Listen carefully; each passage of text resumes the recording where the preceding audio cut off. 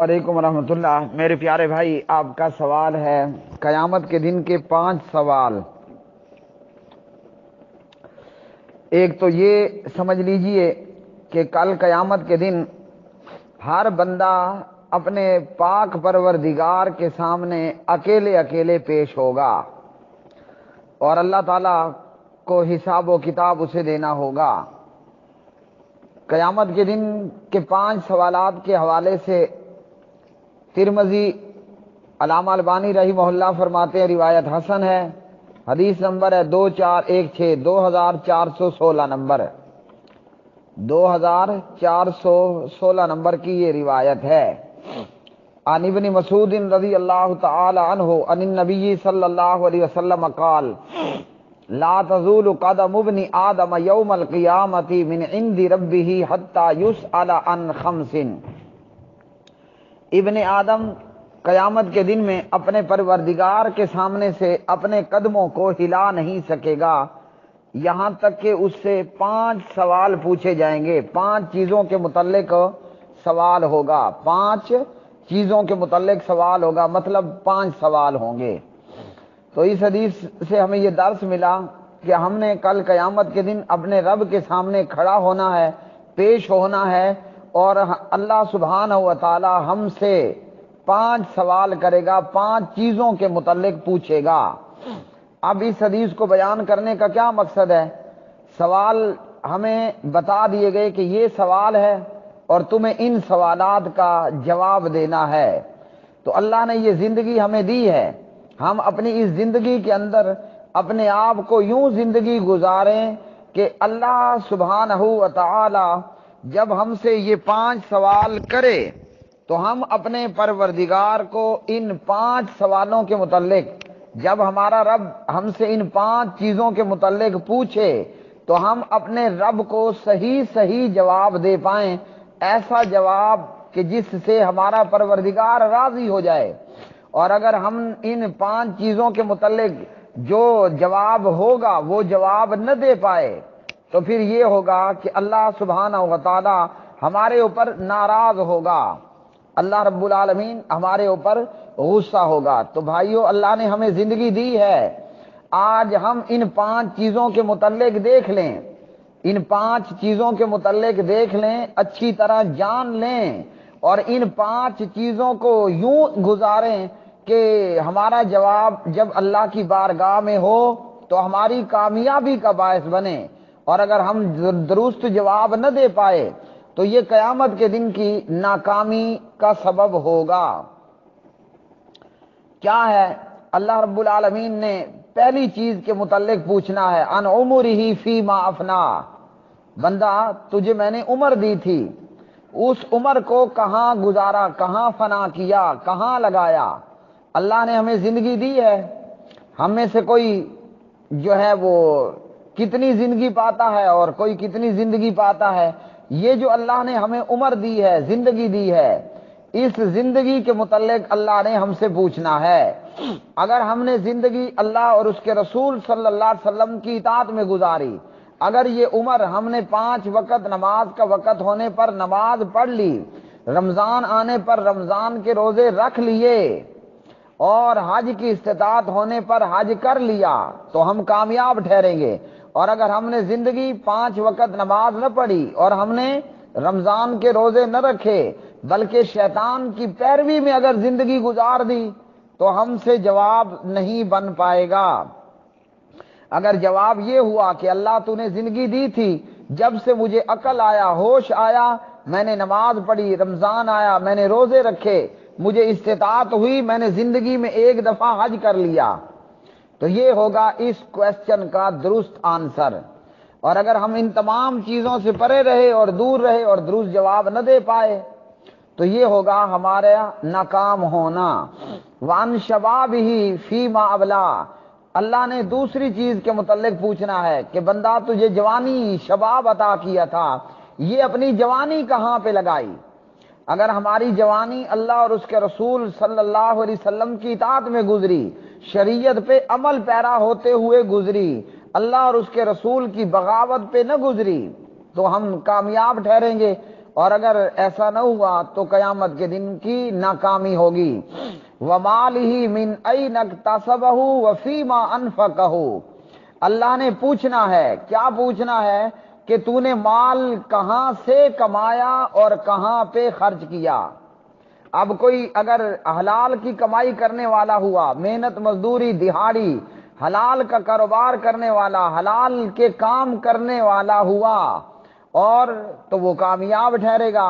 اور جس کی کمائی حرام پر ہوئی، رنڈی کی کمائی ہوئی، چور کی کمائی ہوئی، سود خور کی کمائی ہوئی، شراب بنانے والے کی کمائی ہوئی، سگریٹ نسوار بنانے والے کی کمائی ہوئی، اور اس طرح کوئی بھی گندا کام کر کے اس نے پیسہ کمایا، تو یہ کیا ہوگا؟ یہ قیامت کے دن میں ناکام ہوگا۔ آج تو ہم دنیا گزار رہے ہیں نا کہ جناب ہمیں بس یہی ہر وقت فکر رہتی ہے، Dubai Qatar Dubai Qatar Dubai Qatar. کیا مطلب؟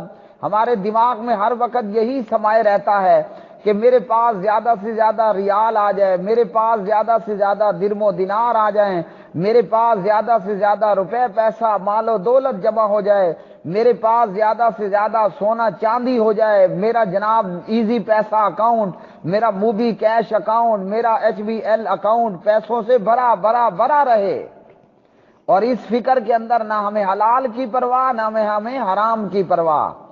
مال کمانے کا ایسا نشہ چڑھتا ہے کہ مال کمانے کے نشے میں آ کر یہ حلال اور حرام کی تمیز کھو بیٹھتا ہے۔ یہ کہتا ہے میں چودھری بنوں، ہاں جی میں سردار بنوں، میں ملک بنوں، چاہے بہنوں کی اور بیٹیوں کی زمین پہ قبضہ کیوں نہ ہو جائے، چاہے غریب ساتھ میں کسان کی زمین پہ قبضہ کیوں نہ ہو جائے، بس اسے یہی فکر کھائی جاتی ہے کہ میری زمین، میری پراپرٹی وہ زیادہ سے زیادہ ہو، میں زیادہ مربوں کا مالک بن جاؤں۔ تو اللہ نے کل قیامت کے دن اس چیز کے متعلق بھی پوچھ لینا ہے، مال کہاں سے کمایا تھا۔ حلال کا کمانے والا کہے گا کہ یا اللہ محنت کی، مزدوری کی اور اپنے بچوں کے لیے مال روٹی روزی کمایا۔ اور حرام کا کمانے والا تو جب وہ جواب دے گا کہ سود سے کمایا، چوری سے کمایا، رنڈی سے کمائی، شرابی سے کمایا، ہاں پاؤڈر بیچنے والا، افیون ہیروین بیچنے والا وہاں سے کمایا، تو اس جواب پر اللہ کے ہاں عذاب ہوگا، غضب ہوگا، غصہ ہوگا اور جوتے پڑیں گے۔ اچھا خالی اتنا ہی نہیں کہ چلو یہ کمانے والا تو حلال کا تھا، اللہ نے پوچھنا ہے یہ مال خرچ کہاں پہ کیا۔ کئی ایسے لوگ ہیں ان کی کمائیاں حلال کی ہوتی ہیں لیکن ان کا خرچ وہ حرام کا ہوتا ہے، بری اور گندی جگہوں پر خرچ کرتے ہیں۔ جناب گھر میں اگر شادی ہو رہی تھی، اس نے کیا کیا؟ اس نے خسرے، اس نے ہیجڑے، اس نے خواجہ سرا بلا لیے، ہے حاجی قاضی، کمانے والا حلال کا ہے، لیکن اس نے کیا کیا؟ اس کی شادی اپنی تھی یا اس کی بیٹی اور بیٹے کی شادی تھی، اس کے بھائی کی شادی تھی، اس کی بہنوں کی شادی تھی، یہ اپنی شادی کے اوپر خواجہ سرا بلا لیتا ہے، یہ اپنی شادی کے اوپر میراثی ڈول توتی بانسری باجے بجانے والا بلا لیتا ہے۔ ان خواجہ سراؤں کو، ان ہیجڑوں کو رات بھر نچایا جاتا ہے، رات بھر جناب میراثی اور ڈھول پیٹنے والے بلا کر توتی بانسری اور گانے باجے کا پروگرام ہوتا ہے۔ اس کی شادی ہو رہی تھی، اس نے جناب عیسیٰ خیلوی کو بلا لیا اور اس نے جناب جو ہے وہ کسی اور گویے کو بلا لیا، اور ان گویوں کو اس نے کیا کیا؟ شراب کی بوتلیں فراہم کی، ان گویوں کو اور ان ناچنے گانے والوں کو، ان عیسیٰ خیلویوں اور ان میراثیوں کو اس نے بلانے پر لاکھوں روپے کی پیمنٹ کر دی۔ اللہ اکبر، لا حول ولا قوت الا باللہ۔ کیا کیا اس نے مال گندی جگہ پر خرچ کیا۔ اتنا کافی نہیں ہے کہ آپ کا مال حلال کی کمائی سے ہے، یہ بھی شرط ہے کہ آپ کا مال صحیح راہ میں خرچ ہو، صحیح کاموں کے اندر خرچ ہو۔ اس نے مال کمایا تو حلال کا، لیکن اس نے کیا کیا؟ اس نے جناب اپنا پیسہ مرغے لگانے پہ خرچ کر دیا، اس نے اپنا پیسہ ریچھ کتے لڑانے پہ خرچ کر دیا، اس نے اپنا پیسہ، اس کے گھر کوئی مر گیا، اس نے اپنا پیسہ، اس کے گھر میں میت ہو جاتی ہے، تیجوں پہ لگا لیا، چلیسووں پہ لگا لیا، برسیوں پہ لگا لیا، اس نے اپنا پیسہ 11ویں پہ لگا لیا، اس نے اپنا پیسہ درباروں اور مزاروں اور قبروں پر دیگیں چڑھاتے ہوئے کما لیا، بھلے یہ کمائی اس کی حلال کی تھی، لیکن اس نے مال غلط جگہ پہ خرچ کیا تو اللہ سبحانہ و تعالیٰ نے پوچھنا ہے، ہاں بھئی مال کہاں سے کمایا، کیسے کمایا اور کہاں پر تو نے مال کو خرچ کیا۔ پانچویں چیز کے متعلق سوال ہوگا، انتہائی خوفناک سوال۔ کیا سوال ہوگا؟ وَمَاذَا عَمِلَ فِيمَا عَلِمَ، جو تیرے پاس علم تھا عمل کتنا کیا؟ اور بے عمل، عالم اور بے عمل، عالم اور بے عمل، لا حول ولا قوت الا باللہ۔ اللہم انا نعوذ بک من النار، اللہم انا نعوذ بک من النار، اللہم انا نعوذ بک من النار۔ عالم بے عمل جہنم کے اندر اپنی آنتوں کو کھینچتا پھر رہا ہوگا، عالم بے عمل آگے آگے ہوگا، اس کی آنتیں پیچھے پیچھے گھسٹ رہی ہوگی۔ اور آپ کو پتہ تو ہے جہنم کے اندر جہنمیوں کا بہت زیادہ رش بھی ہوگا، اب اس کی آنتوں کو کچلا جا رہا ہوگا، جہنمی اوپر چڑھے جا رہے ہوں گے، تو اللہ تعالیٰ نے پوچھنا ہے، ہاں بھئی کتنا عمل کیا جو تیرے پاس علم تھا؟ تو جتنا جس کے پاس علم ہے وہ اتنا اللہ سے ڈرنے والا اور خوف رکھنے والا ہو، لا حول ولا قوت الا باللہ۔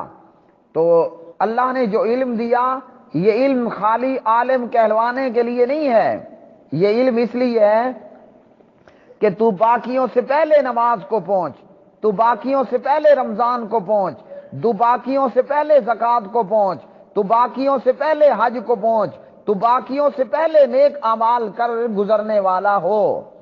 تو یہ ہیں قیامت کے دن کی 5 چیزیں جن کے متعلق اللہ سبحانہ و تعالیٰ نے بندے سے پوچھنا ہے، اور ان 5 چیزوں کے پوچھنے جواب دینے سے پہلے بندہ قیامت کے دن اپنے رب کے سامنے سے اپنے قدم نہیں ہلا سکے گا۔